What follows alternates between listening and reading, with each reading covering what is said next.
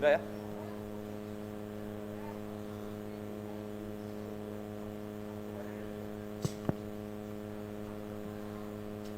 Baik, terima kasih atas izin pimpinan dan para senior di sini. Kami akan mulai.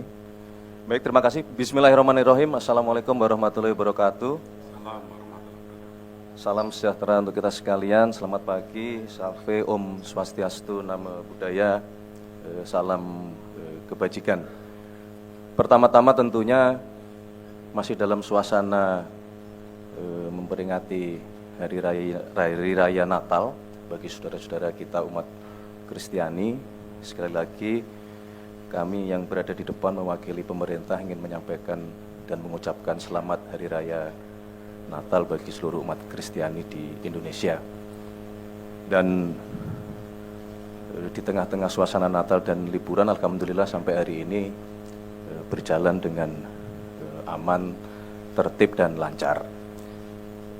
Teman-teman media sekalian yang kami hormati, sebagaimana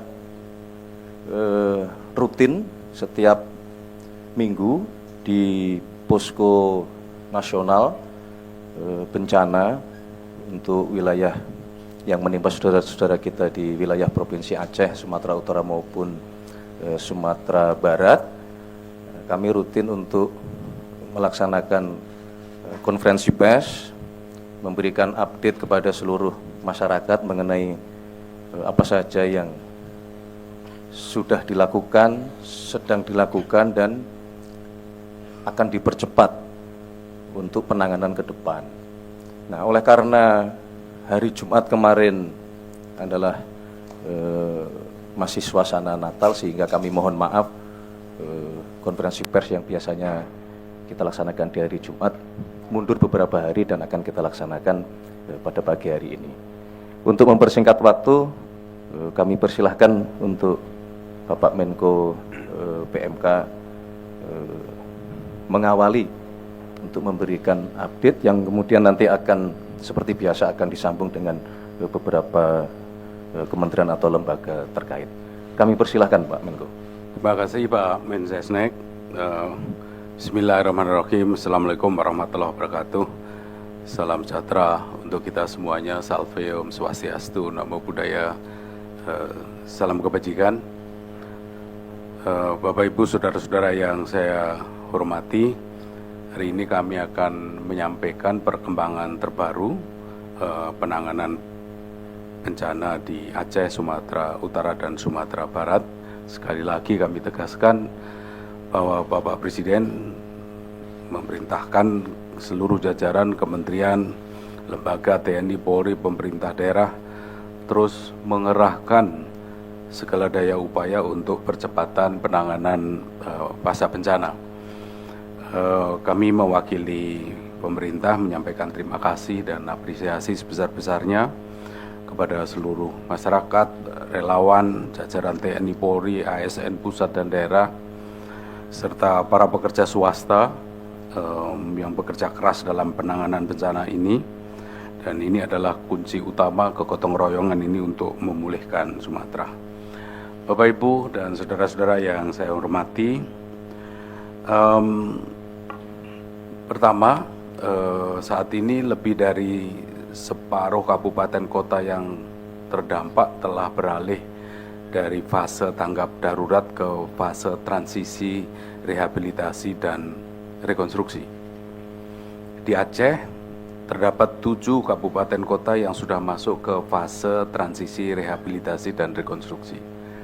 Sedangkan 11 kabupaten kota di Aceh masih memperpanjang masa tanggap darurat. Di Sumatera Utara terdapat 8 kabupaten kota yang sudah masuk ke tahap transisi, rehabilitasi, dan rekonstruksi, dan 8 kabupaten kota masih tanggap darurat. Sedangkan di Sumatera Barat terdapat 10 kabupaten kota yang masuk ke fase transisi, rehabilitasi, dan rekonstruksi, dan masih ada 3 kabupaten kota yang berada dalam fase tanggap darurat. daerah yang melakukan perpanjangan status tanggap darurat tersebut ini dimaksudkan bertujuan agar daerah benar-benar siap masuk ke fase rehabilitasi dan rekonstruksi.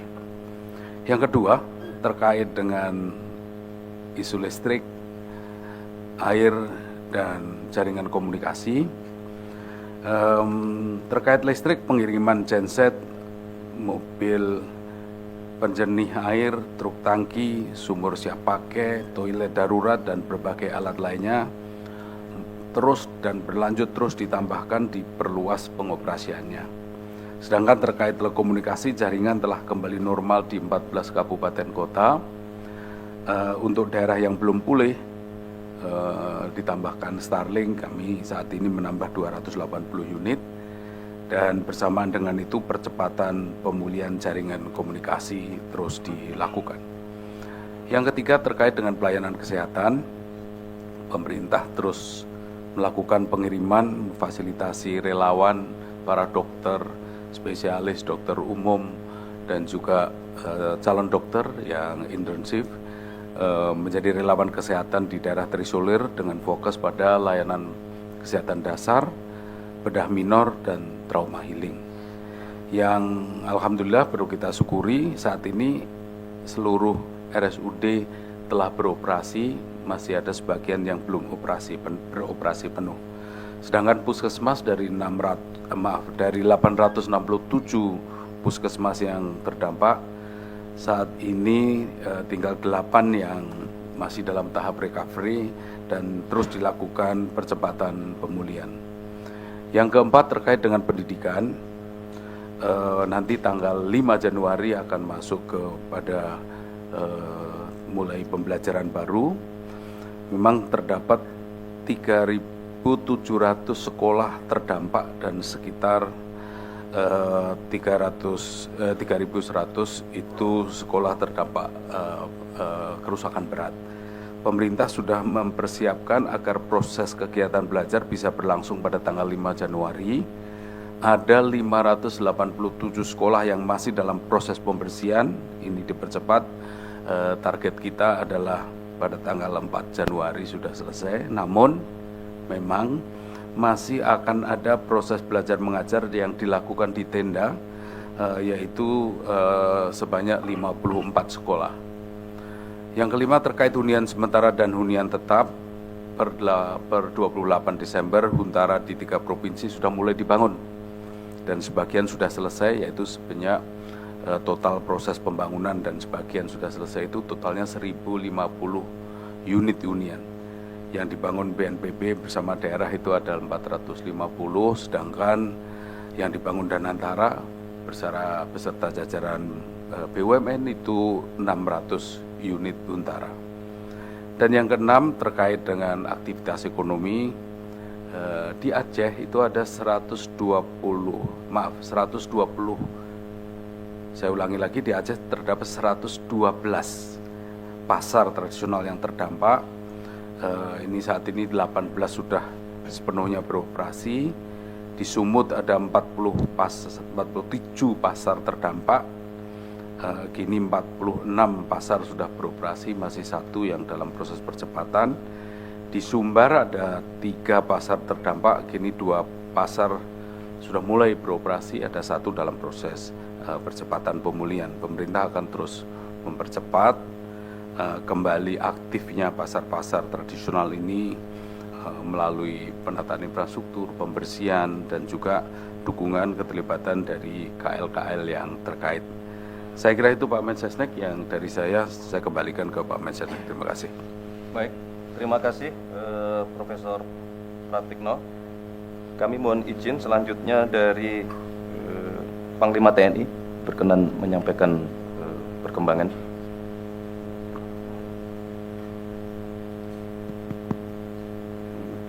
Terima kasih, Mensesnek. Pelibatan personil TNI pada tahap rekonstruksi dan rehabilitasi sejumlah 37.910 orang, termasuk penambahan 15 batalion, yaitu dari 5 batalion seni, kemudian 10 batalion teritorial pembangunan itu akan membantu pemasangan jembatan beli, kemudian pembuatan huntara dan huntap, pembersihan lumpur yang ada di sekolah, pesantren, jalan dan fasilitas umum lainnya. Kemudian penyiapan air bersih, melaksanakan evakuasi medis, distribusi logistik terus dilakukan, dan trauma healing.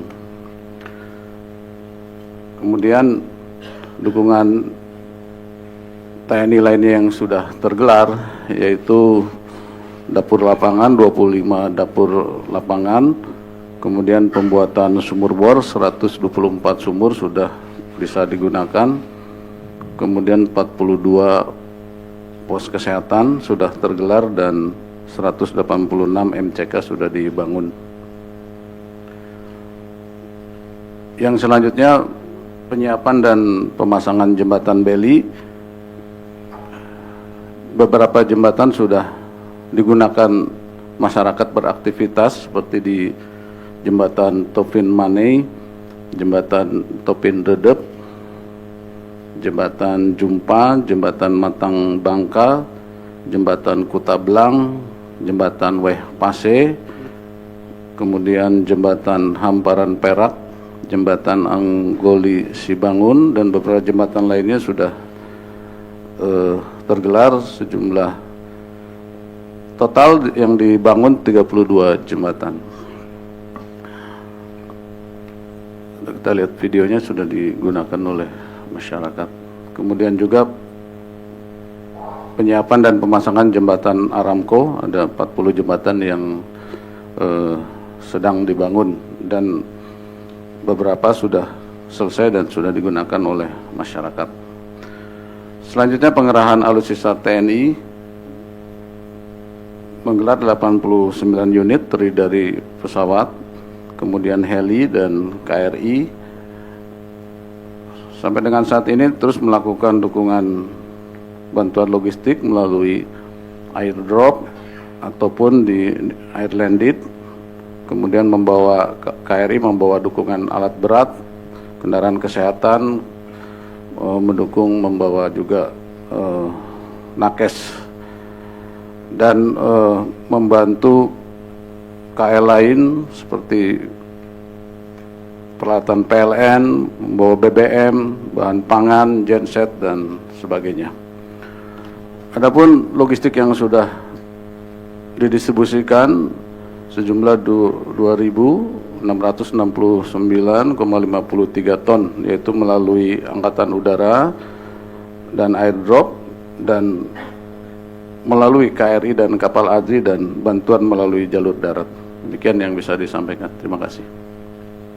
Baik, terima kasih Bapak Panglima TNI, dan kita mengucapkan terima kasih kepada Panglima TNI beserta seluruh jajaran yang sejak hari pertama TNI telah bekerja dengan sangat luar biasa.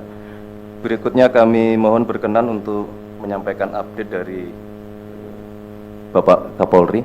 Kami persilakan.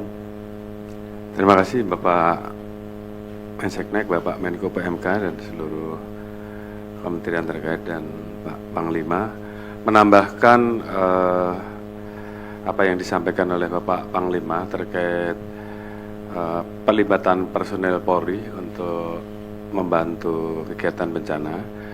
Jadi saat ini baru saja kita berangkatkan 1.500 personel Polri untuk menambah kekuatan yang sebelumnya sudah ada. Mereka kita berangkatkan untuk membantu mempercepat, khususnya yang di Aceh. Ada kurang lebih kita bagi 1.500 itu, ada yang di Aceh, ada ya juga yang di Sumatera Utara, dengan tugas membantu mempercepat pembersihan terkait rumah, tempat ibadah, sekolah-sekolah, dan juga sektor-sektor pelayanan publik, termasuk juga pemasangan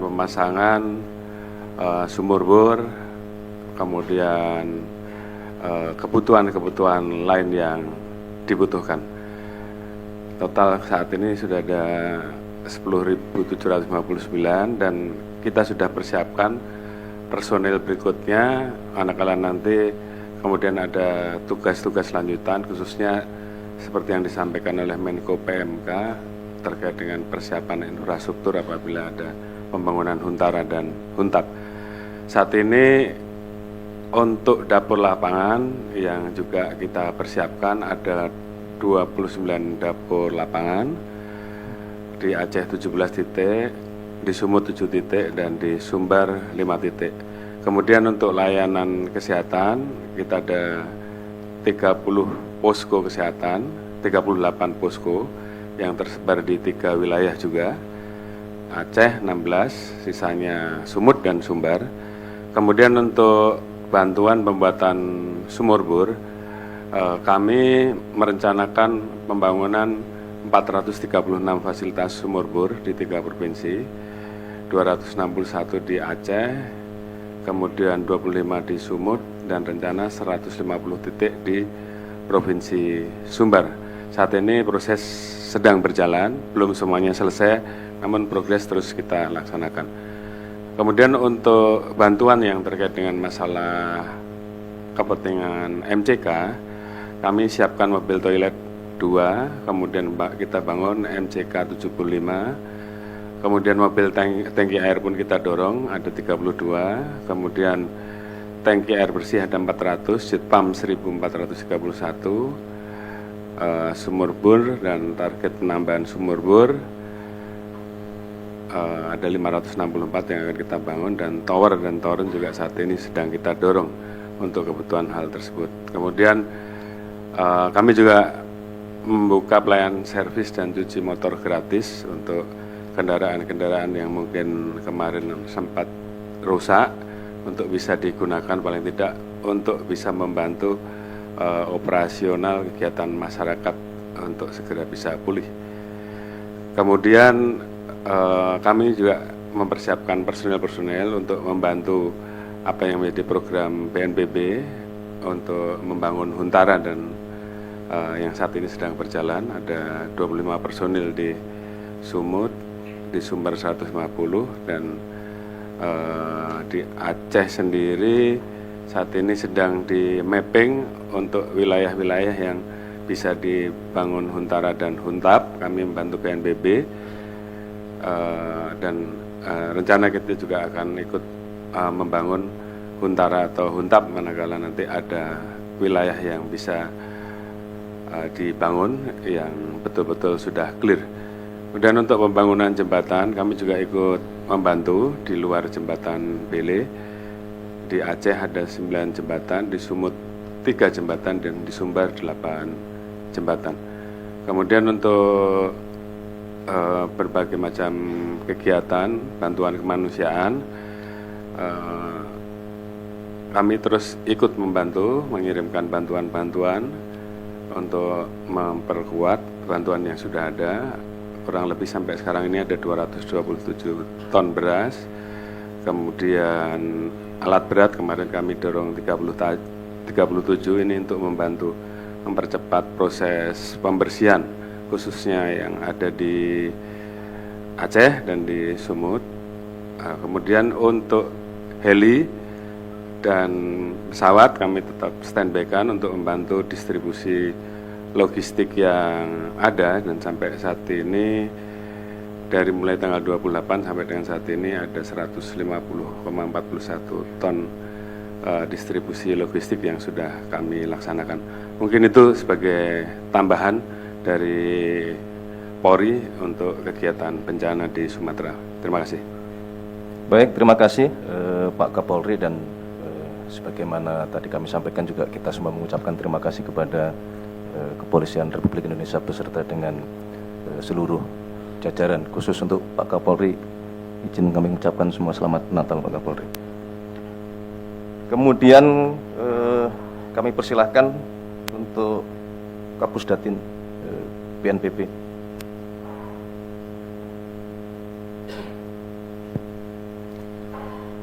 Mohon izin Bapak Menteri. Assalamualaikum warahmatullahi wabarakatuh. Selamat pagi, salam sejahtera untuk kita semua. kami akan mengupdate beberapa hal terkait dengan pertama tentang logistik. Secara umum logistik dari Posko Halim saja ini dalam 1 bulan ini sudah menerima 1.500 ton dan menyampaikan 1.526 ton dengan laju distribusi persentase distribusi 97%. Kemudian untuk Iskandar Muda ini sudah masuk 1.341 ton dan sudah terdistribusi 1.000 ton sehingga laju distribusi logistik 80,93%. Perlu kami sampaikan bahwa untuk setiap posko provinsi selain menerima dukungan logistik dari Posko Halim ini juga melakukan pengadaan, pembelian dan menerima distribusi logistik dari warga di tiap provinsi. Untuk Sumatera Utara ini Posko Silangit itu laju distribusi kita 98,2%, Posko Lanamu 72,4% dan Sumatera Barat itu 93,5%. Jadi di sini terlihat bahwa SOP kami itu tidak ada barang yang datang tinggal lebih dari 2 kali 24 jam. Semua pasti langsung terdistribusi. Jadi laju distribusi kita di setiap posko itu di atas 80%. Berikutnya terkait dengan dana tunggu hunian. Saat ini selain pendataan calon penerima hunian sementara, ada saudara-saudara kita di setiap kabupaten kota yang memilih kemudian tidak dihuntara tetapi menerima dana tunggu hunian. Ini namanya diusulkan oleh pemerintah daerah melalui SK. Saat ini yang sudah kita terima itu sudah 16.264 KK nama yang sudah by name by address. Jadi Bupati, Wali Kota menyampaikan ini adalah data BNBA yang kemudian kita validasi, kita verifikasi dengan data Dukcapil yang ada di Kemendagri. Sehingga nantinya pada praktik nantinya ketika disampaikan, masyarakat ini tidak perlu lagi bawa KTP, KK dan seterusnya karena kita tahu kondisinya mungkin berbeda-beda, data ini sudah kita validasi. Dan pencairan 600.000 per KK per bulan ini nantinya akan jemput bola. Jadi masyarakat tidak perlu antri di bank, nanti bank-bank himbara yang sudah kita tunjuk itu di Sumatera Barat BRI, BNI Mandiri, kemudian di Sumatera Utara Mandiri, BNI, dan di Aceh itu BSI akan langsung turun ke kecamatan-kecamatan dengan membawa serta petugas administrasi lingkup paling kecil, mulai dari RT, RW, lurah, dan desa. Sehingga proses ini bisa kita percepat karena data penduduk itu kita sudah punya. Bapak Ibu kalau mengambil KTP itu data biometrik, data foto, sidik jari sudah ada. Saat ini posisi rekening sudah dibuka, yang 16.264 ini sudah dibuka di Bank Himbara. Mulai besok hingga Jumat itu pihak bank bersama pemerintah kecamatan, desa ini mulai akan turun supaya saudara-saudara kita yang memilih untuk tinggal di tempat keluarga atau ngontrak dan seterusnya ini sudah bisa mendapatkan hak-haknya. Ini baru data tahap pertama.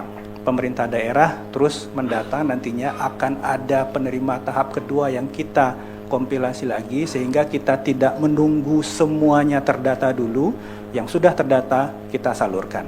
Mungkin demikian update dari kami, Bapak, kami kembalikan. Baik, terima kasih Pak Kapus Datin. Apa yang disampaikan sesuai dengan petunjuk Bapak Presiden karena ini situasinya bencana. Untuk penanganan memang diminta untuk memikirkan supaya tidak merepotkan untuk bagi masyarakat yang terdampak gitu ya. Jadi masalah administrasi, masalah kecepatan itu menjadi hal yang menjadi perhatian dari Bapak Presiden. Dan terima kasih Pak Kapus Datin. Selanjutnya kami mohon ditambahkan mungkin barangkali dari Pak Kemensos yang diwakili oleh Wakil Menteri Sosial. Kami persilakan Pak.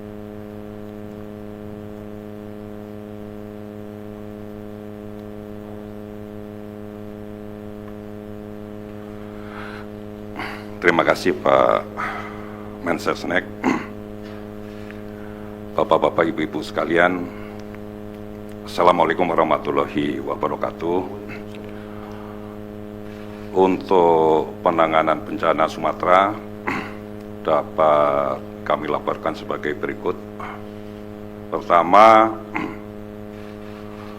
total nilai bantuan penanganan tanggap darurat bencana Sumatera yang sudah tersalur sebanyak 100.484.346.880 rupiah. Berupa lauk pauk, family kit, kidswear, dan kebutuhan bahan makanan untuk 42 dapur umum. Adapun rincian total bantuan sebagai berikut. Pertama, untuk Provinsi Aceh itu nilainya 43.958.300 rupiah. Kemudian untuk Provinsi Sumatera Barat nilainya 19.418.596.580 rupiah. Kemudian untuk Provinsi Sumatera Utara nilainya sebesar 37.458.792.000 rupiah. Yang kedua, untuk penyaluran santunan korban meninggal ya senilai 15 juta per orang telah disalurkan kepada 86 ahli waris korban meninggal dengan total nilai santunan sebesar 1.290.000.000 dengan rincian sebagai berikut. Untuk Kabupaten Pidi 2 orang, untuk Kabupaten Pidi Jaya 30 orang, untuk Kota Sibolga 54 orang. Sementara ini akan menyusul untuk penyaluran santunan kepada korban di Kabupaten Padang Panjang. Jadi setiap data yang telah diverifikasi oleh Bupati, oleh Wali Kota dan BNPB segera akan kami tindak lanjuti dengan proses pencairan untuk santunan korban meninggal tersebut. Yang ketiga, untuk bantuan pasca bencana Sumatera yang siap disalurkan meliputi 1. Hunian sementara atau isi hunian sementara atau hunian tetap yang diberikan secara tunai untuk membeli kebutuhan perabotan rumah senilai 3 juta rupiah per keluarga. Yang kedua, bantuan yang diberikan dalam bentuk tunai untuk tambahan lauk pauk saat keluarga terdampak tinggal di huntara, hunian sementara maupun hunian tetap. Bantuan tersebut diberikan sebesar 450.000 per orang per bulan yang diberikan selama 3 bulan. Yang ketiga, dukungan pemberdayaan dalam rangka pemulihan ekonomi akan diberikan secara tunai ya sesuai dengan hasil asesmen senilai 5 juta per keluarga. Terima kasih. Demikian laporan dari Kemensos. Saya kembalikan kepada Bapak Menteri Sekretaris Negara. Terima kasih. Baik, terima kasih Pak Mensos, Pak Agus Jabu. Kami sampaikan juga terima kasih kepada seluruh jajaran dan mohon berkenan untuk prosesnya bisa dipercepat Pak Mensos. Berikutnya kami persilahkan Bapak Kasat, barangkali ada yang mau ditambahkan.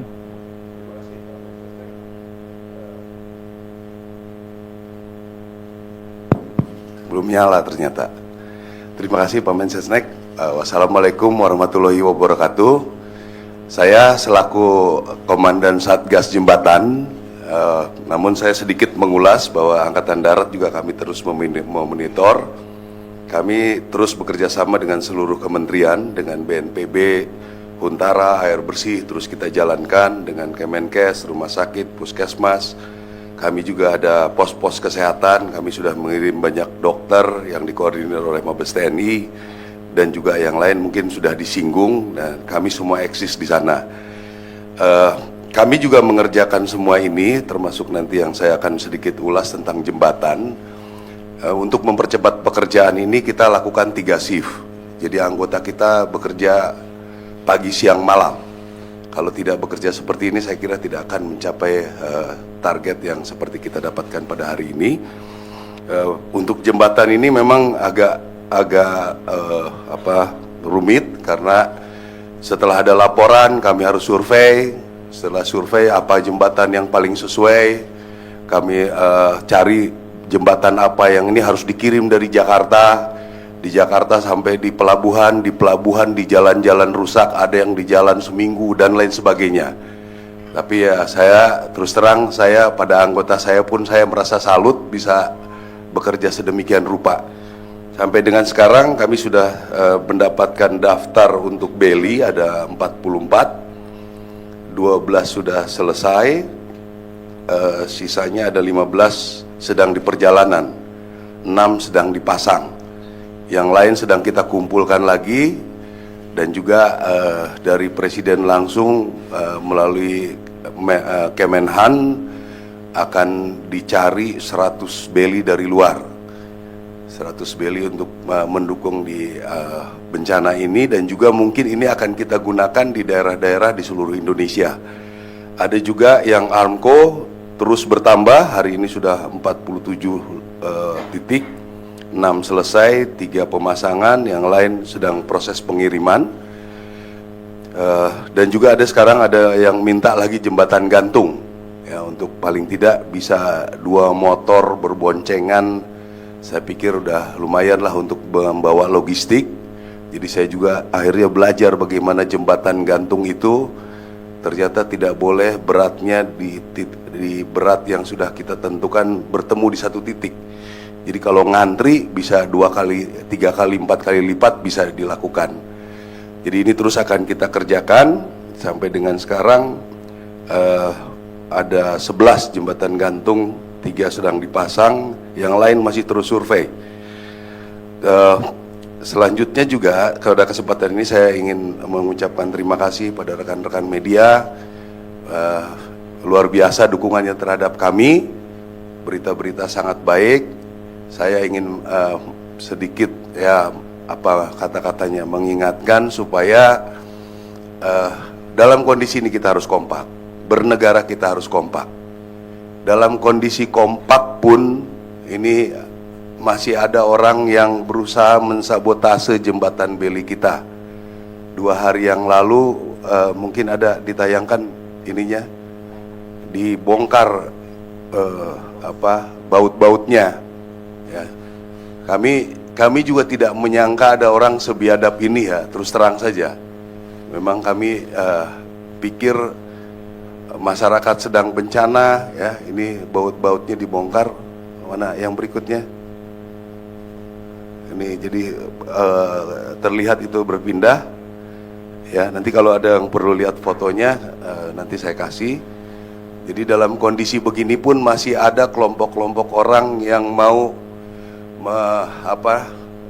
bisa dikatakan arahnya kepada pemerintah, ya, mengorbankan masyarakat yang sedang bencana pun mau dikorbankan. Jadi terus saya semalam tidak bisa tidur, saya memikirkan ini karena saya pikir orang sebiadab ini luar biasa, ya. Jadi kalau kita tidak kompak, Bapak Ibu sekalian, ini akan membuat berat kita dalam bekerja. Ini lihat sudah dilepas nih, ya. Nanti ada lagi yang bilang, oh ini sengaja nih pengkondisian. Ya kalau pengkondisian membuat masyarakat mati, bukan pengkondisian namanya itu biadab namanya, ya. Jadi ini, ya, bukti-bukti nyata sudah ada. Ya, kasihan masyarakat korban. Jangan lagi sampai jiwanya korban lagi. Kami sudah bekerja siang malam, ya, anggota-anggota kita, dan juga kami terus mengirim kapal kami. Kita evaluasi barang apa yang diperlukan. Mungkin setiap 4 hari sampai 1 minggu kita kirim kapal lagi ke 3 tempat bencana. Ya, mungkin kita sudah mengirimkan sampai selain jembatan, Armco, perlengkapan untuk jembatan gantung, sebagian bisa dibeli di Medan. Ya, kaos-kaos buat anggota kerja, sepatu-sepatu anggota kerja, sekop-sekop anggota bekerja, supaya betul-betul maksimal. Ya. dari Kemhan kita sudah mengirimkan pemadam kebakaran berapa belas, kita bisa efektifkan ya. Jadi rekan-rekan media sekalian, saya perjalanan penugasan tentara sudah berpuluh-puluh kali melakukan bantuan bencana. Ini yang saya berani menyatakan ini yang tercepat ya, ini yang tercepat. Dalam kondisi begini kita bisa bangun 12 jembatan beli. Minggu-minggu ini 2 jembatan beli akan selesai ya, berapa ratus tadi dibilang air bersih, berapa hunian sementara yang akan segera dilakukan. Silakan perbandingkan dengan seluruh bencana yang sudah ada yang pernah dilakukan ya. Ini Presiden memimpin langsung kepada kami perintah-perintahnya, sehingga ini sangat-sangat cepat. Saya mengalami bagaimana Merapi, Lembata, Adonara, di mana banyak tempat. Tidak ada yang secepat ini, saya yakini itu. Apalagi nanti kalau rekan-rekan semua kita kompak, sama-sama menghibur masyarakat, meyakinkan masyarakat, ya. Membuat huntara, masyarakat masih ribut, maunya hunian tetap, mungkin kurang penjelasan. Ini kalau bisa dijelaskan, dibantu oleh media, ya, karena hunian tetap itu memerlukan waktu mungkin 3 bulan, 4 bulan. Maksudnya pemerintah baik supaya dalam sebulan mereka sudah masuk rumah, itu saja bernegosiasinya rumit. Makanya kami juga perlu dibantu oleh media supaya bisa penjelasan-penjelasan ini meyakinkan masyarakat. Yakinkanlah apa langkah-langkah ini sudah hasil evaluasi BNPB, sudah hasil evaluasi rapat dari pemerintah, supaya mendapatkan yang terbaik. Kalau ini dibantu oleh media, saya meyakini bisa mempercepat masyarakat untuk mengerti. Mudah-mudahan dalam bulan Januari dukungan beli yang akan dibeli dari luar akan bisa sedang dicari 100 beli. Mudah-mudahan bisa Januari ini bisa dirapatkan. Saya pikir paling lama Januari, Februari itu bisa terpasang semua. Armco mudah, kita tinggal pasang, jembatan juga tinggal beli alat, pasang. Saya kira ini akan cepat sekali peningkatannya. Sekali lagi ya, itu air bor juga terus kita jalankan. Jadi nanti setelah bencana ini mungkin daerah yang jembatan-jembatannya nanti yang dulunya ada kayu sekarang bisa jadi Armco. Dulu daerah-daerah yang memang kampungnya tidak ada air bersih, sekarang ada air bersih. Ya, mudah-mudahan ini banyak peningkatan-peningkatan yang bisa didapatkan oleh masyarakat-masyarakat yang tertimpa bencana. Saya kira itu yang ingin sampaikan. Terima kasih, Pak. Baik, terima kasih Bapak Kasat. Mohon juga disampaikan terima kasih dan penghormatan penghargaan kita semua kepada seluruh jajaran TNI, baik Angkatan Darat, Angkatan Laut maupun Angkatan Udara. Dan kepada Bapak Kasat secara pribadi kami juga ingin menyampaikan selamat merayakan Hari Natal. Berikutnya mungkin terakhir dari Bapak Mendagri, barangkali ada yang ingin disampaikan. Terima kasih. Mohon izin, tadi malam juga kami melaksanakan rapat dalam rangka untuk penanganan masalah kerusakan rumah. Kita tahu bahwa rumah ada klasifikasi 3, ya, rumah yang rusak ringan, sedang, dan berat. Tadi malam kami rapat lebih kurang 3 jam dengan Bapak Menteri Perumahan, Pak Ara Sirait, kemudian Pak Rosan, CEO Danantara, Menteri Investasi, juga Menteri Sosial, Wakil Menteri ATR BPN, kemudian pejabat-pejabat dari Polri, TNI, BNPB, dan seluruh gubernur, 3 gubernur dan bupati wali kota yang terdampak. Yang intinya adalah konsep utamanya untuk yang ringan dan sedang ini akan diberikan biaya dukungan sebanyak 15 juta untuk yang ringan, dan sedang itulah 30 juta. Dan kemudian untuk yang rusak berat itu nanti akan disiapkan hunian sementara. Ada yang mungkin hunian sementara disiapkan, ada juga yang mungkin ingin mendapatkan biaya bantuan, ingin di rumah keluarganya. ada pilihan tuh. Setelah itu disiapkan hunian sambil dibangunkan hunian tetap. Hunian tetap ini ada 3 konsep.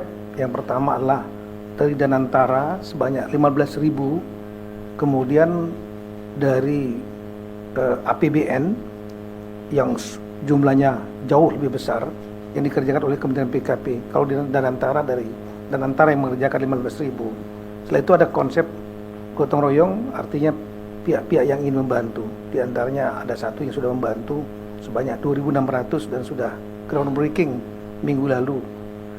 Nah, kemudian persoalan salah kecepatan data. Untuk ringan dan sedang ini setelah dibersihkan akan diberikan biaya tadi 15 juta dan 30 juta. Belum termasuk itu biaya dari itu BNPB yang akan memberikan. Biaya lain lah, bantuan lain dalam bentuk perabotan. Itu akan dibantu oleh Kementerian Sosial 3 juta, dan juga untuk biaya ekonomi mereka, membantu ekonomi sebanyak 5 juta. Ditambah lagi dengan lauk pauk sebanyak 15.000 selama 3 bulan. Jadi kita harapkan bisa membantu. Persoalannya adalah data. Data yang kita harapkan by name by address dari yang rusak ringan, sedang, berat tersebut. Data ini kemarin kesepakatannya adalah dari Pemda yang membuat. Kami punya data berapa Pemda di Aceh, kan 18 yang terdampak. Kabupaten kota. Kemudian Sumatera Utara 18 kabupaten kota, Sumatera Barat ada 16 kabupaten kota. Sebagian besar kalau untuk Sumatera Barat sudah hampir mengirimkan semua datanya. Ya, kemudian yang di Sumatera Utara sebagian, dan yang belum banyak mengirimkanlah di Aceh. Untuk itulah kita membantu, mendukung BNPB bergerak, kemudian juga dari BPS, Badan Pusat Statistik, bergerak juga untuk mengumpulkan data-data by name by address, karena ini menggunakan uang negara. Kemudian akan divalidasi oleh kepolisian setempat, Polda, dan kemudian jadi biar cepat Polda dan Polres itu langsung melekat, kemudian dari Kejaksaan juga langsung melekat biar cepat datanya. Terakhirlah dari BPKP. Tadi malam wakil kepala BPKP juga hadir, langsung menugaskan. Nah, kita harapkan secepat mungkin data ini, tentu datanya tidak harus nunggu lengkap, bergelombang, karena kan nanti ada yang lagi yang mungkin belum terdata. Yang penting punya data dulu utama, baseline, dan segera diserahkan kepada BNPB dan Kementerian Sosial. BNPB langsung akan membayarkan. Kami sudah melihat data sementara, halaman 15, itu ada 3 versi data yang sedang direkonsiliasi. Kalau data dari yang kumpulan dari Pemda-Pemda, kami melihat yang rusak ringan untuk di Aceh, Sumatera Utara, dan Sumatera Barat itu totalnya 68.855. Saya ulangi, 68.850 rumah. Kemudian yang rusak sedang, kalau mungkin bisa slide yang ditampilkan halaman 15. Rusak sedang 37.520 dan rusak berat 56.108. Yang rusak berat inilah yang akan dibuatkan rumah, hunian sementara dan hunian tetap. Kemudian total rumah yang terdampak adalah 213.432 untuk seluruh 3 provinsi kabupaten. Nah, kita harapkan kalau seandainya sudah didapat data yang rusak ringan, rusak sedang, kami hitung lebih kurang 106.370 rumah. Ya, ini lebih kurang 2/3 dari jumlah yang rusak. Artinya kalau ini diberikan segera, maka mereka kembali sambil sudah bantu dibersihkan, kembali diisi oleh Menteri Sosial, uang lauk pauknya oleh Menteri Sosial, itu bisa mengurangi pengungsi lebih kurang hampir 60%. Jadi kita memikirkan tinggal yang 40%, dibangunkan huntara, hunian sementara, dan hunian tetap. Kemudian kami juga melaksanakan dukungan untuk Kedukcapilan. Kita tahu bahwa banyak dokumen-dokumen yang hilang. Mulai tanggal 25 November sudah kita bergerak membuat 9 tim. Saya ulangi, 15 November itu sudah membuat 9 tim, masing-masing 3 tim. Kita mendata dukcapil yang ada di semua kabupaten kota yang terdampak 52 itu hanya tiga dukcapil yang betul-betul tidak berjalan, yaitu Aceh Tamiang, Aceh Timur, dan Langsa. Ya, kalau yang daerah lain di Tapanuli, kami ulangi, Sumatera Utara juga bagus. Kota Sibolga ada masalah sedikit, tapi sudah kita perbaiki. Kemudian kalau di Sumatera Barat, alhamdulillah tidak ada peralatan yang rusak. Nah, untuk yang rusak ini kita perbaiki dan sudah berjalan. Dan sampai hari ini sudah diproduksi sebanyak 63.230 dokumen, dan ini semua tidak bayar. Mulai dari kartu keluarga, KTP elektronik, ada juga akte kelahiran, akte kematian, dan lain-lain sebagaimana di dalam daftar ini. Kami akan terus bekerja, artinya membantu masyarakat yang kehilangan dokumen, supaya mereka punya data-data dokumen mereka, dan sekali lagi tidak dipungut bayaran. Kemudian kami juga rencana mengirimkan dari IPDN itu sebanyak 1.054 personil dimulai tanggal 3 Januari. Selama sebulan mereka akan bekerja di daerah yang paling berat terdampak, yaitu Aceh Tamiang dan Aceh Utara. Kenapa kami mengatakan agak berat? Karena memang data kami menunjukkan bahwa ada desa yang hilang itu totalnya 22. Di Aceh ada 13 hilang, tersapu. Di Sumatera Utara ada 8. Sumatera Barat ada 1. Kemudian kalau kita lihat lagi dari kantor desa yang terdampak, artinya desanya nggak jalan ini pemerintahannya. Totalnya 1.580 untuk 3 provinsi. 1.455 itu di Aceh. Kemudian Sumatera Utara 93 dan Sumatera Barat 32. Jadi memang agak jauh bedanya. Dan paling banyak itulah di Aceh Utara 800 lebih dan Aceh Tamiang. Nah, oleh karena itu kewajiban dari Kemendagri untuk bisa membangkitkan, menghidupkan kembali pemerintahan-pemerintahan itu, termasuk pemerintahan desa. Kalau pemerintahan kabupaten semua jalan sudah. Nah, untuk kami mengirimkan 1.054 personel peraja IPDN dan pengasuhnya. Tugas mereka 2, satu adalah membantu pembersihan, dan yang kedua adalah membantu untuk menghidupkan kembali pemerintahan desa-desa yang ada itu. Jadi ini sebulan mereka dan masuk dalam kurikulum, masuk sebagai semacam kuliah kerja nyata, real. Ini mereka berhadapan langsung dengan permasalahan sambil membantu masyarakat.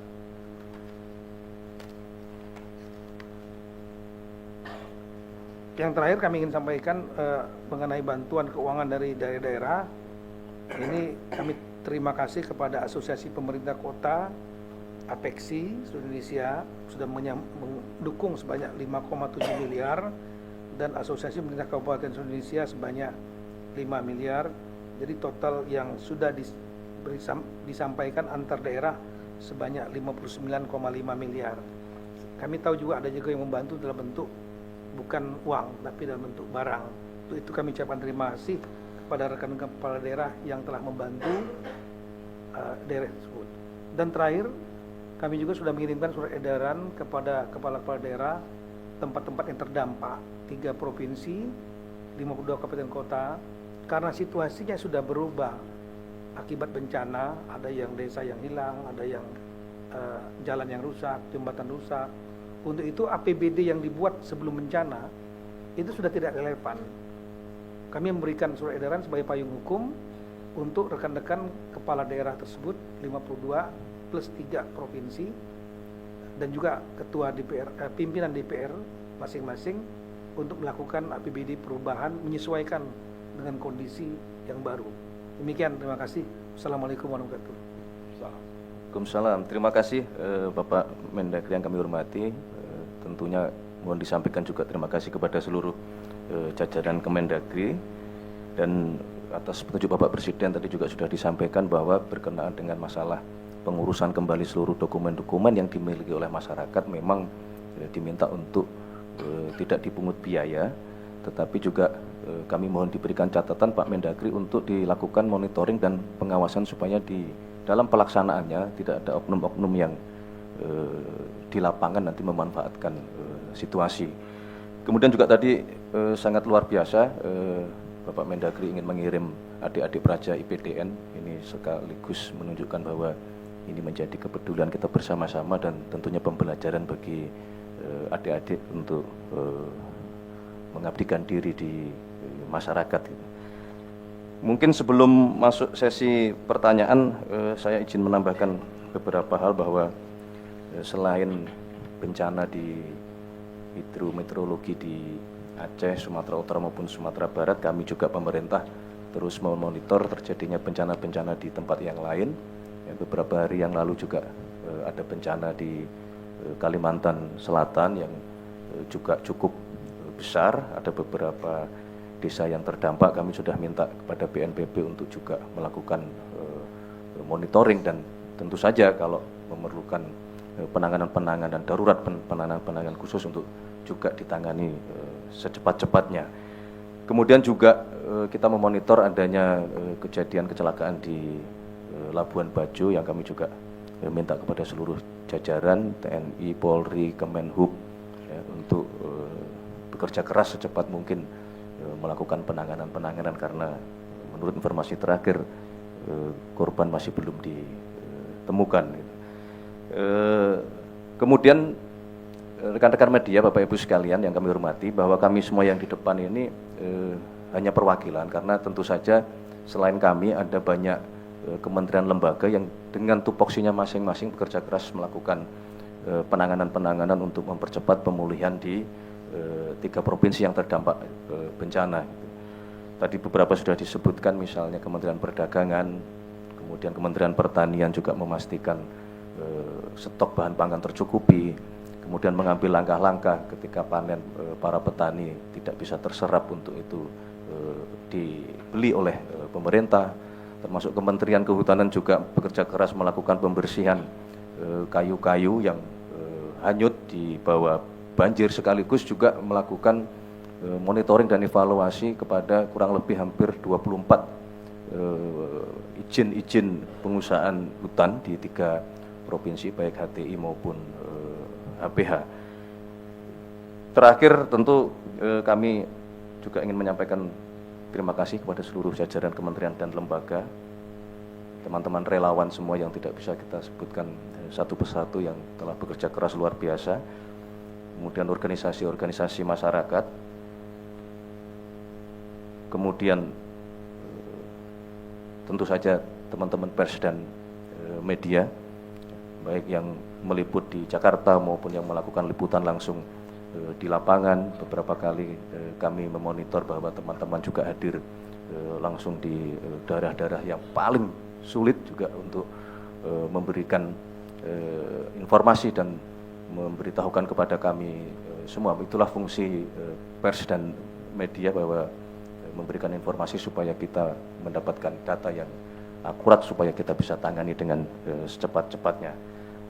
Terakhir juga tentunya kita terus meminta kepada BMKG untuk terus memonitor kondisi iklim dan cuaca, karena bagaimanapun ini menjelang tahun pergantian tahun, biasanya ini curah hujan meningkat di bulan Desember maupun Januari, dan kami minta untuk melakukan upaya mitigasi berkoordinasi terus-menerus dengan Kementerian Dalam Negeri supaya daerah-daerah yang memang rawan bencana untuk bisa segera melakukan langkah-langkah antisipatif. Mungkin itu yang dapat kami sampaikan. Kami buka sesi pertanyaan, barangkali kalau ada, atau Pak Seskap ada yang mau disampaikan, pertanyaan dulu ya. Kami persilakan teman-teman media. Tidak ada yang bertanya? Oke, satu lah. Cukup ya, satu aja. Dua, boleh. Singkat, padat. Ya, Selamat pagi, perkenalkan saya Nabila dari CNN Indonesia TV. Izin Pak mau bertanya kepada Pak Pratikno. Tadi Bapak menyebutkan soal sekolah darurat dilaksanakan di tenda darurat. Ini kan juga mungkin akan menjadi perhatian juga ya Pak jelang tahun ajaran baru. Nah, kalau boleh dijabarkan Pak nanti mekanisme sekolah di tenda-tenda darurat itu akan seperti apa dan kira-kira akan berlangsung dalam berapa waktu ya Pak? Karena kan pasti selain di tenda darurat tentu juga pemerintah mengejar agar proses belajar mengajar ini bisa dilakukan dengan lebih lebih layak begitu kepada anak-anak. Dan mungkin terkait dengan seragam, pengajar dan lainnya kalau bisa dijabarkan mohon dijabarkan Pak. Terima kasih. Monggo, Pak Menko PMK, Prof. Pratik. Kami persilahkan. Oh, sebentar. Langsung aja ya, satu lagi. Sini Mas. Ini masih baju batik. Cek. Selamat pagi Bapak-Bapak semua. Kelvin dari BTV Pak. Izin Indonesia ini kan masih dilanda cuaca ekstrim ya Pak. Begitu juga di Sumatera dan Aceh. Dan bahkan khusus di Aceh beberapa daerah di Benar Meriah misalnya dan PDJ itu ada banjir susulan ya tempo hari begitu. Pertanyaannya bagaimana langkah-langkah mitigasi yang dilakukan oleh pemerintah agar dampak dari banjir susulan ini dapat ditekan gitu, tidak begitu meluas dan bisa meminimalisir lah dampak-dampaknya begitu sehingga tidak memperlambat proses rekonstruksi yang sampai saat ini juga masih didorong begitu. Kemudian untuk Pak Kasat Pak tadi disampaikan ya Pak ada sejumlah jembatan bailey yang akan didatangkan dari luar ya Pak. Itu mungkin didatangkan dari mana Pak? Terus tadi kan juga difokuskan akan ada di daerah di luar Sumatera dan Aceh ya Pak yang dimungkinkan untuk disebar. Tapi khususnya di Sumatera dan Aceh nanti berapa Pak total yang akan dipasang begitu? Demikian Pak, terima kasih. Baik, terima kasih. Satu lagi terakhir. Mungkin bisa dijawab Panglima atau Kasat Pak. Kemarin kan rame pengibaran bendera GAM tuh Pak di tengah-tengah bencana itu, boleh dijelaskan tuh Pak gimana? Makasih.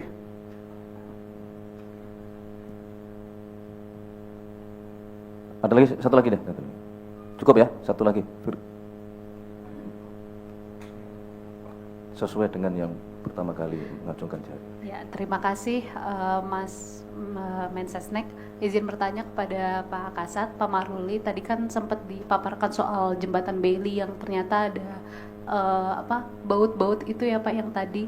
Nah itu hasil investigasi atau pendalaman dari TNI seperti apa itu yang pelakunya gitu, pengembangannya gimana gitu. Itu aja sih, terima kasih. Baik, saya kira cukup ya. Bisa dimulai dari Pak Menko PMK, kami persilahkan. Oke. Terima kasih yang terkait dengan itu pembelajaran. Intinya adalah bahwa pembelajaran yang nanti periodenya mulai 5 Januari akan tetap dilaksanakan. Tetapi memang pelaksanaannya berbeda antar daerah sesuai dengan dampaknya. Di Aceh, sekolah yang terdampak itu jumlahnya 2.303. Yang sudah siap dari 2.303 itu yang sudah disiap adalah 1.773, jadi sudah ada percepatan lebih dari 66% lebih. Tapi dalam proses pembersihan itu masih ada 516. Ini yang dipercepat dengan bantuan TNI, Polri, relawan, Kementerian PU dan juga kementerian yang lain. Ini memang ada sekolah yang benar-benar rusak berat di Aceh itu yang tidak mungkin bisa siap untuk pembelajaran tanggal 14 Januari. Oleh karena itu akan digunakan tenda. Jadi itu tendanya di Aceh itu ada 14. Jadi intinya proses pembelajaran jalan, tapi moda untuk fasilitas pembelajaran bervariasi gitu. Dan kita menjamin Kemendikbudrismen udah turun terus di lapangan, menjamin bahwa bahkan di tenda pun dengan segala kedaruratan proses pembelajaran akan berlangsung semaksimal mungkin. Di Sumatera Barat Kalau Aceh tadi yang terdampak itu 2.303, di Sumatera Barat ada 500, sudah siap sebanyak 89% lebih, jadi 431, tetapi ada rusak parah, rusak sangat berat, sehingga nanti masih ada 21 pembelajaran lewat melalui tenda, dan proses percepatan di saat yang bersamaan adalah terus berlangsung sehingga tidak terlalu lama di tenda. Kemudian di Sumatera Utara cukup besar, ada 981 sekolah yang terdampak. Itu recovery-nya udah bagus, jadi sudah siap 933, artinya 95% lebih sudah recover, sudah bisa dimanfaatkan, 29 dalam proses pembersihan. Tetapi karena ada kerusakan yang total, itu 19 sekolah tidak mungkin siap di tanggal 5 Januari, masih akan menggunakan tenda. Jadi prinsipnya proses pembelajaran udah akan jalan, bantuan dari relawan untuk pembersihan juga jalan, biaya untuk bantuan pembersihan per sekolah juga diberikan sampai dengan 20 juta tergantung kondisi sekolah. Jadi nanti kita juga memanfaatkan bukan hanya tenda. Misalnya di Kota Padang itu kita malah ada puskesmas yang cukup berbesar, sehingga berbagi tempat untuk puskesmas tanpa mengurangi kualitas layanan di puskesmas. Jadi ini memang kondisinya semacam itu, terus dikawal dari Kemendikbud dan Kementerian Dalam Negeri untuk menjamin pembelajaran bisa jalan dengan moda yang berbeda-beda nanti di tanggal 5 Januari. Itu Pak Mensesnek. Baik, terima kasih Pak Menko PMK. Untuk selanjutnya berkenan Pak Panglima TNI atau Pak Kasat.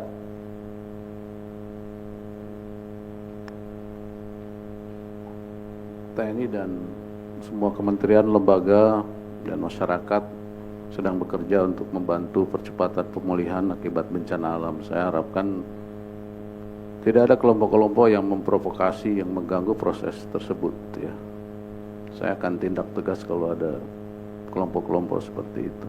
Terima kasih. Baik, terima kasih Panglima TNI. Kemudian Bapak Kasat berkenan, ada tadi pada pertanyaan tentang jembatan Beli yang ada bautnya yang hilang. Terima kasih Pak Mensesnek. Jadi untuk pembelian Beli memang ini barang hampir jarang yang ready stock. Jadi dikoordinir oleh Kementerian Pertahanan, dicari di berbagai negara berapa mereka siap, mereka kita beli untuk ke sini. Begitu yang disampaikan kepada saya, dan saya menyiapkan titik-titiknya berapa titik nanti di daerah bencana, dan kalau lebih dan kita gunakan di daerah lain. Dan ini juga jadi ide bahwa nanti ke depan kita punya stok jembatan Beli untuk menghadapi bencana maupun membuat jembatan-jembatan Beli di daerah-daerah. Jadi itu saya kira tentang Beli, pembelian. Selanjutnya untuk baut yang lepas ini, ya itulah baru ketahuan kemarin pagi. Jadi dilakukan pada malam hari. Ya, memang sebetulnya sudah banyak yang mengingatkan, termasuk Pak Seskap, supaya jangan ada sampai sabotase. Saya sudah sampaikan juga di bawah, ya di bawah juga pikir, ya masa sejahat itu orang gitu loh. Akhirnya cuma jaga-jaganya tuh cuma disiplin bobot jembatan, duduk-duduk di pinggir gitu. Jadi ternyata ya ini bukan hanya dilonggarkan, dilepas. Jadi memang niatnya sudah luar biasa ini. Nanti kita akan telusuri sampai sejauh mana, namun saya pikir kita lebih baik fokus saja bagaimana pekerjaan kita ini bisa melayani masyarakat dan bisa dijaga untuk bisa betul-betul aman buat masyarakat itu sendiri. Saya kira itu, terima kasih. Baik, terima kasih Pak Kasat. Terakhir pertanyaan tentang bagaimana memitigasi dampak susulan ya, karena cuaca juga masih ekstrim. Yang pertama, kami telah meminta kepada terutama Kementerian Kehutanan untuk mempercepat proses pembersihan di aliran-aliran sungai, ya, daerah-daerah aliran sungai, supaya tidak akan ada sumbatan dari kayu-kayu yang kemarin hanyut terbawa di bencana yang pertama begitu. Kemudian yang kedua, kami juga meminta kemarin secepatnya untuk dilakukan pemetaan, karena memang kalau dilihat di kondisi di lapangan, di situ sudah bisa diperkirakan daerah-daerah mana yang memiliki tingkat kecuraman atau kelerengan yang sangat ekstrim gitu, termasuk jenis tanahnya, karena secara teori jenis tanah juga mempengaruhi ketika dalam satu waktu ya debit air itu mencapai sekian milimeter. Nah, maka di tingkat kelerengan maupun di jenis tanah tertentu itu akan menyebabkan terjadinya longsor. Kalau teman-teman media kemarin sempat ada yang ikut melalui heli, di situ bisa saudara-saudara lihat ya, jenis yang longsor-longsor ya, berada di tingkat yang kelerengannya cukup tinggi, dan pastilah jenis yang tanahnya termasuk tanah yang lumpur atau tanah yang lembek, bukan jenis tanah yang sifatnya kuat atau kasar begitu. Terakhir juga kami telah bekerja sama juga dengan BMKG dan Komdigi ya, untuk memadupadankan informasi dari BMKG ya, terhadap wilayah-wilayah yang mungkin diprediksi akan curah hujan meningkat. Nah, kami minta untuk itu dilakukan proses edukasi dan pemberitahuan kepada seluruh masyarakat di wilayah yang diprediksi oleh BMKG akan mengalami peningkatan curah hujan. Jadi itu beberapa mitigasi yang kita lakukan. Kalau selebihnya memang masih membutuhkan waktu ya, karena misalnya adalah bagaimana kita bisa memindahkan saudara-saudara kita yang misalnya tinggal di bantaran-bantaran sungai. Nah, itu prosesnya masih berikutnya untuk kita bisa tangani dengan sebaik-baiknya. Saya kira semua sudah dijawab. Oh iya, ini juga catatan dari Pak Seskap. BMKG juga terus-menerus melakukan modifikasi cuaca, termasuk Bapak Presiden juga meminta untuk penambahan alat untuk bisa kita melakukan modifikasi cuaca, karena bagaimanapun dengan negara kita yang cukup sangat luas ini, maka bencana kemarin menyadarkan kita bahwa banyak hal yang harus kita persiapkan dengan lebih baik lagi. Tadi termasuk misalnya contoh jembatan Beli.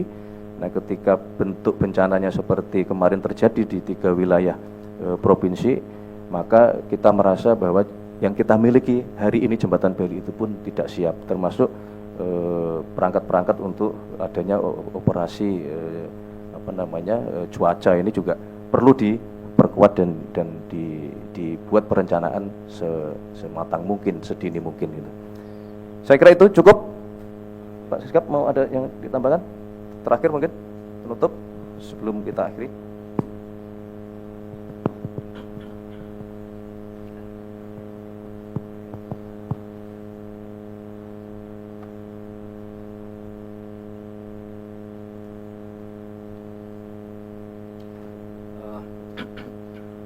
Izin Pak Menko, Sumatera Utara. Lahannya dari siapa? Lahan BUMN, dari PTPN. Oke. Minggu depan akan bangun lagi sekitar 2.500 lagi di 3 provinsi tadi, ya. Itu yang ketiga. Kemudian yang kedua, rumah sakit. Jadi menurut Pak Menkes ada 87 rumah sakit yang terdampak. Semuanya lumpuh, ya. Dalam 1 bulan ini 87 itu semuanya sudah bisa melayani pasien. Ada yang belum sempurna, tapi yang pasti dari 87 itu semuanya sudah bisa pasien datang, diobati, ya, seperti itu.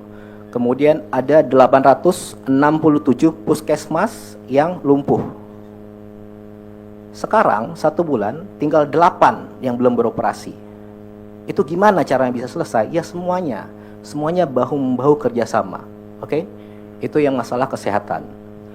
Kemudian ada beberapa sekolah Yang lumpuh sekarang sudah bersih, sudah ada mulai mengajar. Walaupun musim libur, anak-anak dari pengungsian main ke sana, baca, sekolah, belajar sedikit.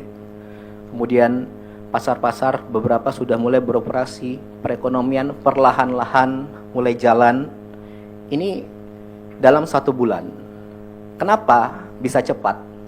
Bapak Presiden dari awal menginstruksikan kepada semuanya agar secepat mungkin lakukan dengan segera untuk pemulihan. Ya ini hasilnya. Kenapa bisa? Karena di lapangan para petugas dan warga nyatanya itu sama-sama saling bantu, saling kerjasama, gotong royong semua. Petugas, warga, relawan, jadi satu semua. Di lapangan seperti itu. Makanya 1 bulan ini kita bisa seperti ini. Gitu ya. Oke, kemudian yang terakhir. Yang ketiga, apakah semua tadi sudah sempurna? Apakah semua warga sudah didatangi petugas satu persatu? Tentu belum 100%, ya. Tapi alhamdulillah sejak kemarin banyak relawan yang datang ke daerah terdampak benar-benar tulus, ikhlas untuk membantu. Ketika di lapangan mereka temukan, mereka ke titik yang belum ada bantuan atau belum ada petugas, mereka laporkan, mereka sampaikan, mereka informasikan kepada TNI, Polri, BNPB, petugas di lapangan semuanya, sehingga yang belum bisa dilengkapi, yang belum ada bantuan bisa segera didorong pakai helikopter dan lain sebagainya. Ya, makanya mari kita di sini semua sama-sama, kuncinya saling melengkapi. Oke?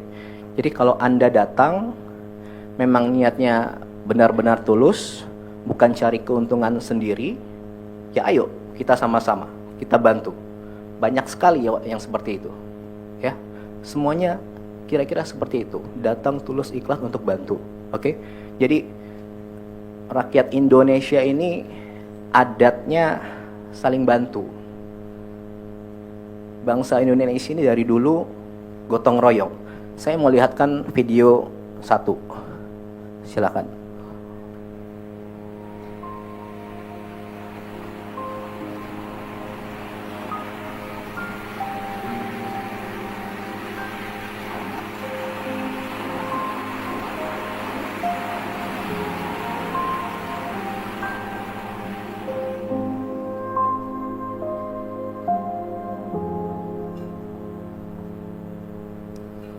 Oke, jadi saya mau sampaikan begini. Ini mohon maaf, itu mereka warga kecil sedang terkena musibah di desa yang ujung, gitu ya. Tapi Anda lihat sendiri tadi, mereka datang mengambil bantuan dari helikopter, mereka datang ke petugas bawa durian. Mungkin makanan satu-satunya mereka ya durian itu gitu. Tapi mereka datang jauh lari, temannya manggil, tunggu, terus ngasih ke petugas gitu. Kenapa bisa kayak gitu? Karena ada kebersamaan di situ, ya, saling melengkapi di situ. Jadi karena mereka tahu semuanya ini sedang sama-sama berusaha, ya. Oke. Jadi terakhir sekali lagi saya mau sampaikan, ayo kita semua sama-sama saling bantu, saling melengkapi, kuncinya saling melengkapi. Terima kasih kepada seluruh petugas, relawan, warga. Itu saja. Terima kasih. Wassalamualaikum warahmatullahi wabarakatuh. Waalaikumsalam. Baik, terima kasih Pak Seskap. Saya rasa demikian konferensi pers pada pagi siang hari ini, tanggal 29 Desember 2025.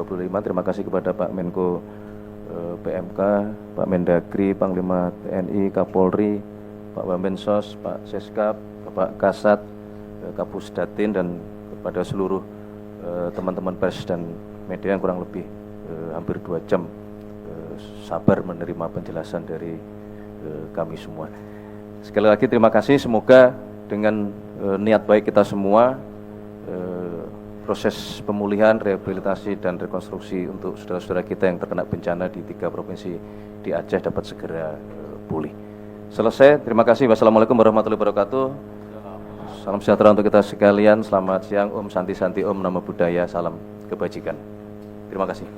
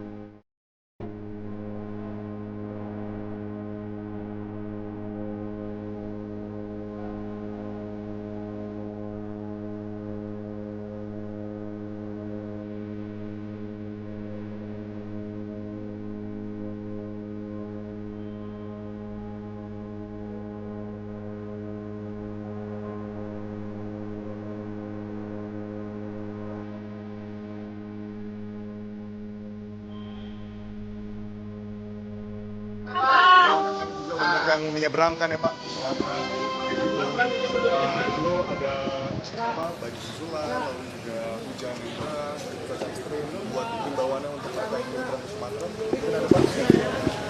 Baik, pertama-tama tentunya kami secara pribadi masih dalam suasana Natal, izin mengucapkan selamat Natal kepada seluruh umat Kristiani yang merayakan di seluruh tanah air. Dan dalam suasana Natal, liburan, kemudian menjelang pergantian tahun, kami tentunya pemerintah sedari awal sudah berusaha untuk melakukan langkah-langkah dan memastikan bahwa proses liburan dan pergantian tahun dapat berjalan dengan aman, lancar, tertib, dan tidak terjadi sesuatu yang tidak kita inginkan.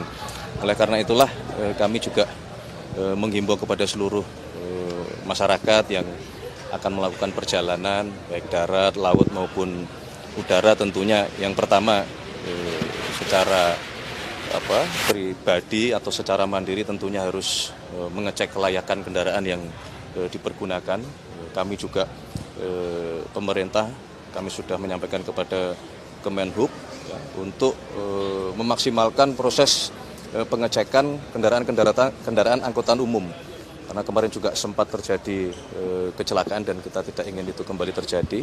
Oleh karena itulah kami sudah minta untuk dilakukan betul-betul cek kelayakan dari kendaraan-kendaraan umum yang akan mengangkut atau melayani masyarakat yang memanfaatkan momen liburan dan pergantian tahun. Kemudian juga kami meminta kepada seluruh jajaran penyeberangan, ya, ASDP, PLNI, Pelindo, untuk meningkatkan kewaspadaan, ya, meningkatkan kedisiplinan prosedur, terutama prosedur keamanan dan keselamatan. Nah, karena bagaimanapun juga di masa seperti ini jumlah penumpang itu meningkat, ya, sehingga kita tidak boleh kendor dari sisi kedisiplinan keamanan maupun keselamatan. Saya kira itu hal-hal prinsip. Kalau hal-hal lainnya ya tentu kami memastikan ketersediaan BBM, ya, Pertamina di bawah Kementerian ESDM untuk memastikan bahwa BBM tersedia di seluruh wilayah tanah air. Mas Hensek, izin Mas terkait dengan tadi kan Kemensos mengatakan bahwa anggaran yang sudah digelontorkan Kemensos sendiri sudah mencapai 100 miliar lebih. Ya. Kalau dari pemerintah sendiri totalnya sejauh ini sudah berapa ya? Yang pertama tentang Kemensos kita tidak melihat angkanya, tapi kan kita melihat itemnya ya, karena angka itu sudah pasti akan bervariatif bergantung ya, dari kondisi data per hari ini. Karena yang direalisasikan itu memang belum semuanya.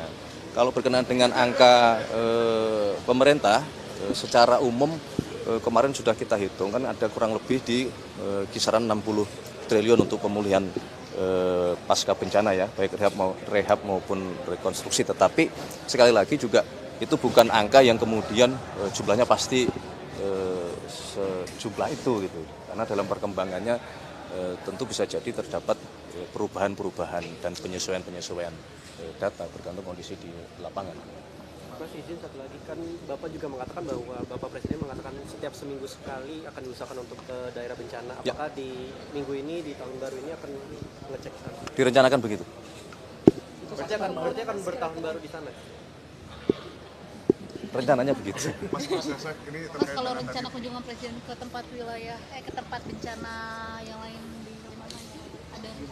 Sedang direncanakan ya, sedang dilihat ya, karena kan tentunya kita harus mengikuti kondisi di lapangannya.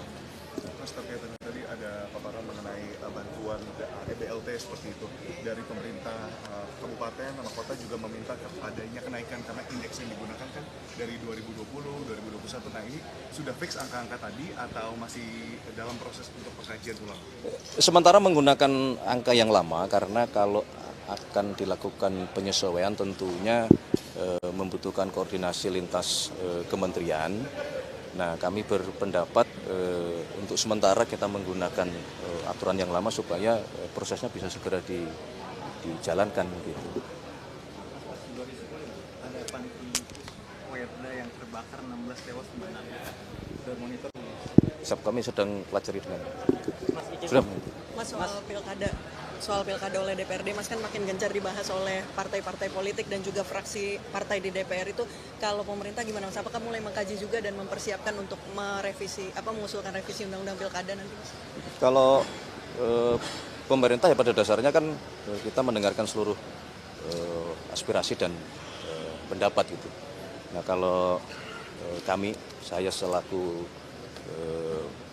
pengurus partai ya, bukan selaku Mensesnek, juga kebetulan dulu kami bertugas di Komisi 2 dan kajian-kajian pembelajaran terhadap seluruh proses demokrasi kita itu kan terus berjalan ya. Semua memiliki pendapat, memiliki pandangan, ada yang menilai kelebihannya, ada yang menilai kekurangannya, tetapi kalau kami berpendapat, sekali lagi kami sebagai pengurus partai, salah satu pimpinan di partai, kami berpendapat memang kita harus berani untuk melakukan perubahan dari sistem, manakala kita mendapati bahwa sistem yang kita jalankan sekarang itu banyak juga sisi negatifnya. Misalnya dari ongkos politik gitu kan, kita semua sekarang tahu bahwa untuk menjadi seorang kepala daerah, baik bupati, wali kota maupun gubernur, itu ongkosnya sangat besar. Belum dari sisi negara ya, dari sisi negara dalam hal ini mengenai pembiayaan. Nah, inilah yang kemudian kalau kajian di kami internal Partai Gerindra, kami memang terus terang salah satu yang mengusulkan atau berpendapat bahwa kita berkehendak untuk mengembalikan sistem pemilihan kepala daerah itu melalui mekanisme di DPRD. Pak Prabowo juga apakah kan secara pribadi Pak Prabowo juga sudah lama mendukung gagasan ini ya, Mas? Apakah beliau sebagai apakah itu juga dibicarakan Pak Prabowo ketika bertemu dengan menteri-menteri yang juga menjadi ketua umum parpol? Oh, kalau antar pimpinan partai kan tentu berbeda ya dengan kalau konteksnya beliau sebagai presiden dan berkoordinasi dengan menteri kan berbeda. Kalau dalam konteks partai politik, yaitu juga bagian dari yang tidak hanya baru sekarang, itu sudah cukup lama juga kita bicarakan, kita bahas. Bahkan di periode yang lalu di masa pemerintahan Bapak Joko Widodo kan juga sudah banyak kita bahas untuk akan adanya revisi undang-undang pemilu kan. Cukup ya? Mas, jadi Mas, soal perayaan tahun baru, Mas, boleh Mas sedikit? Ini kan banyak kepala daerah mengimbau supaya perayaan tahun baru tidak berlebihan ya, tidak menyalakan kembang api dan lain sebagainya sebagai bentuk simpati bagi korban bencana di Sumatera dan Aceh. Nah, kalau dari pemerintah pusat dan Presiden sendiri ada imbauan atau gimana, Mas? Ya, saya kira itu sangat tepat ya, sangat tepat karena kita juga harus menunjukkan rasa empati, solidaritas dan rasa senasib sepenanggungan sebagai satu bangsa. Kan tentunya ada yang sedang mengalami bencana yang kita juga harus ikut merasakan gitu, bahwa ini bertepatan dengan masalah kebetulan ada pergantian tahun ya kalau kami berpendapat ya apa yang disampaikan oleh kepala-kepala daerah itu sudah benar. Mas, balik lagi ke DPR itu Pak Prabowo udah menandatangani KUHP ya Mas? Ya. Sudah? Sudah. Tanggal berapa Mas? Aduh aku tanggal pastinya Pertengahan Desember ya, kurang lebih. Berarti udah resmi punya nomor ya sebagai undang-undang ya? Iya. KUHP? Sudah. Pemberlakuannya baru nggak? Pemberlakuannya Baru nggak berarti di Januari 2022 Iya. sama KUHP? KUHP kan Januari 2022. Kitab Undang-Undang Hukum Acara Pidana kan. Nggak, maksudnya Yang KUHP. pemberlakuannya baru nggak? Iya. Mas, balik lagi ke penanggulangan bencana, ini ada usulan bahwa BNPB akan dijadikan kementerian. Nah, juga apakah pemerintah mempertimbangkan untuk menjadikan BNPB? Belum lah, kita belum sampai ke situ ya. Sekarang kita konsentrasi betul-betul ingin secepat-cepatnya melakukan penanganan kalau daerah itu masih dianggap darurat gitu, kita ingin segera itu bisa terselesaikan. Kemudian yang sudah berhasil daruratnya terlewati, kita sudah mulai ingin fokus betul-betul untuk masalah rehab rekonnya, huntara maupun hunian tetap gitu. Ada satu contoh bahwa di sebuah kabupaten di Tapanuli Selatan itu sudah mulai proses pembangunan hunian tetap gitu, yang itu adalah hasil kerjasama kita semua ya, karena dibangun di atas lahan miliknya PTPN. Milik ini dalam artian penguasaan ininya ya, penguasaan hak kelolanya ya. Nah itulah yang menunjukkan bahwa memang ya negara punya kewajiban itu di saat masyarakat membutuhkan, ya kenapa tidak tanah negara dipakai untuk kepentingan masyarakat, karena toh ini karena akibat bencana alam kan gitu. Oke ya. Banyak apa? Hah? Pembalakan liar? Ya, berkenaan dengan masalah pembalakan liar tentu sebelum sampai ke sana ya tentu kita semua itu adalah sebuah kegiatan yang tentu saja melanggar hukum kan begitu. Ya, baik dilakukan oleh bisa jadi dilakukan oleh sebuah korporasi atau dilakukan oleh orang perorangan begitu. Nah, menurut analisa dan pengamatan kan pembalakan liar inilah juga yang menambah daya dampak dari kejadian bencana kemarin kan begitu. Nah, tentu kita tidak ingin tinggal diam, makanya tadi sudah kami sampaikan bahwa saat ini Kementerian Kehutanan sedang melakukan review audit di kurang lebih 24 perusahaan yang mendapatkan izin pengelolaan kawasan hutan, baik HPH maupun HTI. Ini dalam rangka kita mau melakukan penertiban, mau melihat apakah ada kegiatan-kegiatan yang tidak seharusnya. Tapi juga kalau itu kan bersifat korporasi ya. Setelah itu kemudian kita juga harus menangani yang bersifat perorangan. Ini kan perlu edukasi ya. Mas Pras, boleh lintas tanggapannya sektoral juga. soal pengibaran bendera bulan bintang di Aceh ini ya. Ini tanggapan dari pemerintah sendiri bagaimana? Apakah Tadi kan sudah. respon dari TNI kan seperti itu Pak? Kalau dari pemerintah Terima kasih ya. Yang kaitannya sama bencana. Terima kasih teman-teman.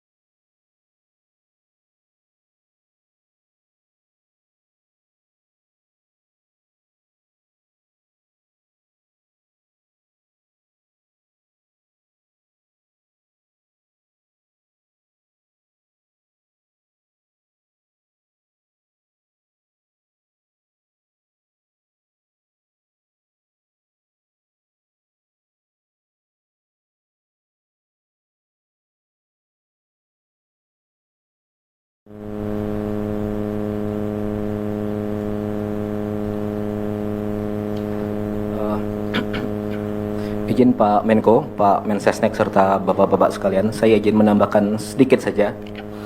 Jadi yang pertama, kemarin beberapa kali dan tadi pagi pun masih ada yang bertanya mengenai jumlah helikopter. Di mana 50 helikopter itu gitu ya. Jadi ini datanya.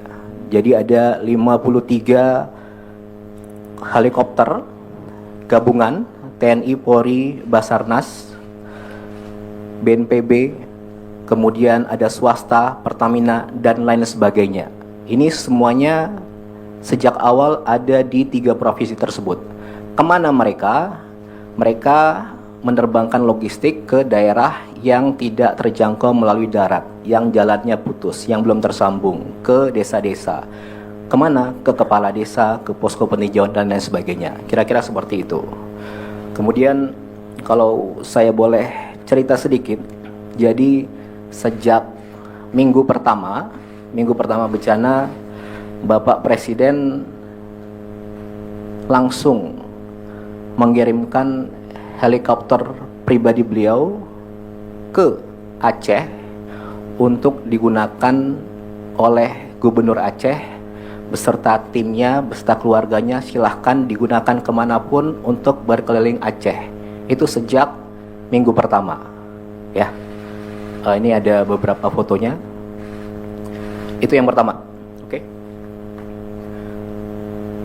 Kemudian yang kedua, ada beberapa pihak, sedikit pihak yang masih membandingkan bencana sekarang dengan bencana-bencana sebelumnya.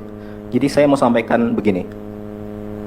Setiap bencana punya tantangan sendiri, butuh penanganan sendiri. Dan yang pasti, setiap pemerintah di kala itu pasti ingin yang terbaik dan yang tercepat untuk memulihkan, ya. Dan sekarang ini kita sudah masuk dalam 1 bulan pasca bencana, 1 bulan pertama. Dan alhamdulillah pemerintah, kita semua di sini, termasuk Anda rekan-rekan pers dan semua yang ada di sana, dalam 1 bulan ini kita ada hasil konkret. Apa itu? 1, bencana ada di 3 provinsi, terdampak 52 kabupaten, 78 jalan nasional putus, ya. Per 1 bulan dari 78 tinggal 6 yang masih proses penyambungan. 4 titik di Aceh dan ada di Sumbar dan di Sumut. Itu yang pertama. Kemudian yang kedua, jembatan lintas kabupaten. Banyak sekali jembatan yang menghubungkan antar kabupaten yang putus. Per sekarang 1 bulan seperti yang Mbak Kasat tadi sampaikan, 12 jembatan yang sungainya lebar-lebar 50 meter ke atas, bahkan di Biren itu sampai 180 meter, itu tersambung. Pasang jembatan ini biasanya 1 bulan lebih. Oleh petugas dibantu warga, bisa ada yang 1 minggu, ada yang 10 hari. Itu dari baja. Bajanya beratnya 30 sampai 50 ton, ya. Kenapa jembatan yang utama kita fokus selain yang lainnya? Karena agar bisa jalur logistik masuk, tembus antar kabupaten, antar provinsi. Yang belum tembus kita pakai bantuan udara, itu ya. Ini ada beberapa videonya. Ini jembatan ke-13, sudah 90% hampir jadi di Batang Toru. Ini juga lebar juga.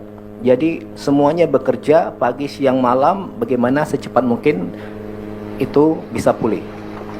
Itu yang kedua. Kemudian yang ketiga, mengenai jumlah hunian. Dalam 1 bulan ini, seminggu ke depan ada 600 rumah hunian yang akan jadi. Minggu depan insya Allah jadi. Kemudian dari BNPB ada 450 hunian. Bapak Presiden menginstruksikan ke Kepala Dantara untuk bangun secepat-cepatnya rumah hunian 15.000 rumah. Ini salah satu yang sudah dikerjakan Anda bisa lihat sendiri progresnya bagaimana.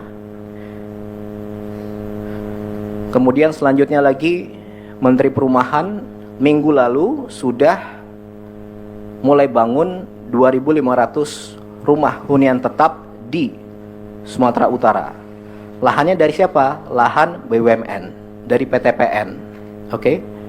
Minggu depan akan bangun lagi sekitar 2.500 lagi di 3 provinsi tadi, ya. Itu yang ketiga. Kemudian yang kedua, rumah sakit. Jadi menurut Pak Menkes ada 87 rumah sakit yang terdampak. Semuanya lumpuh, ya.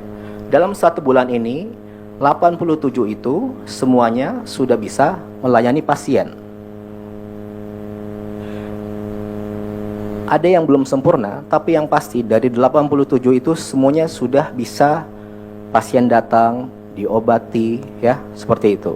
Kemudian ada 867 puskesmas yang lumpuh. Sekarang 1 bulan tinggal 8 yang belum beroperasi. Itu gimana caranya bisa selesai? Ya semuanya bahu-membahu kerjasama. Oke? Itu yang masalah kesehatan. Kemudian ada beberapa sekolah yang lumpuh sekarang sudah bersih, sudah ada mulai mengajar. Walaupun musim libur, anak-anak dari pengungsian main ke sana, baca, sekolah, belajar sedikit. Kemudian pasar-pasar beberapa sudah mulai beroperasi, perekonomian perlahan-lahan mulai jalan. Ini dalam 1 bulan. Kenapa bisa cepat?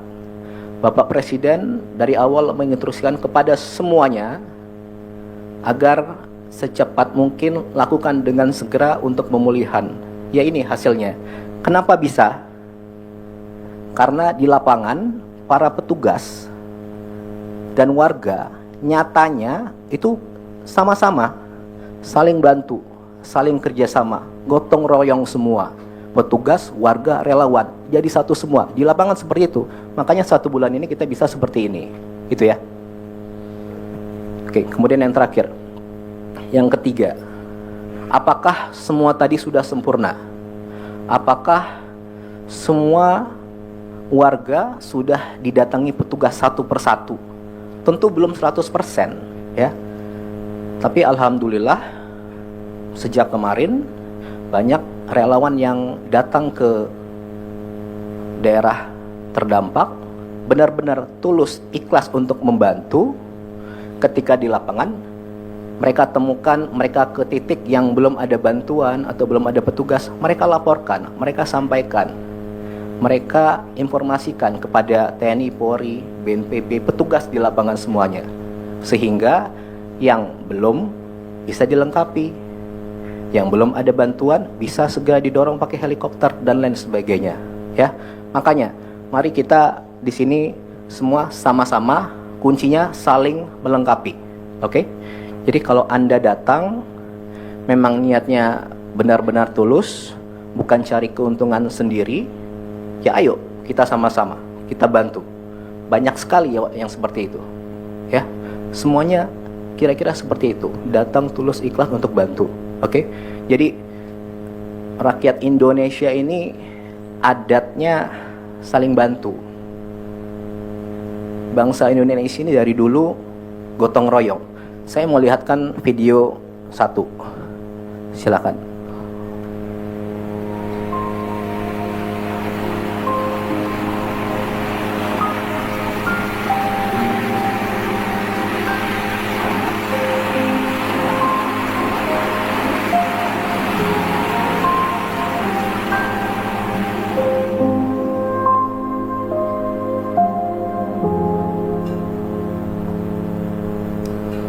Oke, jadi saya mau sampaikan begini. Ini mohon maaf, itu mereka warga kecil sedang terkena musibah di desa yang ujung, gitu ya. Tapi Anda lihat sendiri tadi, mereka datang mengambil bantuan dari helikopter, mereka datang ke petugas bawa durian, Mungkin makanan satu-satunya mereka ya durian itu gitu. Tapi mereka datang jauh lari, temannya manggil, tunggu, terus ngasih ke petugas gitu. Kenapa bisa kayak gitu? Karena ada kebersamaan di situ, ya, saling melengkapi di situ. Jadi karena mereka tahu semuanya ini sedang sama-sama berusaha, ya. Oke.